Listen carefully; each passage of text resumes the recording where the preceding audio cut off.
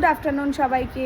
তোমাদের ব্রেকফাস্ট হয়ে গেছে? আমি জাস্ট ব্রেকফাস্ট করে উঠলাম, এখন ওই 10:30 মতন বাজছে। তো কালকে তো আমি এসছিলাম সকালবেলায় তোমাদের সাথে গল্প করতে, তারপরে আর ভিডিও ক্লিপ নিতে পারিনি, একটু বিজি হয়ে পড়েছিলাম, কালকে নাচের ক্লাস ছিল, সব কিছু মিলিয়ে।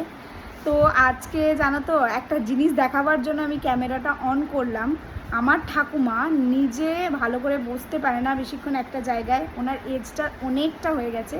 শুধুমাত্র আমার কষ্ট হবে বলে কি করছে শুধু দেখো, তোমাদের সাথে শেয়ার করব বলে আমি ক্যামেরাটা ধরলাম, দাঁড়াও। তো শুধুমাত্র ওনার অবস্থা এই যে উনি এখন কচুর শাক কাটছে। কি গো, কি করছো? এই তো কচু শাক কাটছি। এই বোধহয় ফ্যামিলির লাভ, দেখো মানে নিজে ইয়ে করতে পারেন না, ভালো করে বসতে পারেন না, ইয়ে করতে পারেন না, কিন্তু তাও আমার কষ্ট হবে বলে সকালবেলা থেকে উঠে একটার পর একটা কাজ করে যাচ্ছে। যতদিন ঠাকুমা থাকে ততদিনই আনন্দ। চলো আবার তোমাদের সাথে পরে কথা বলছি।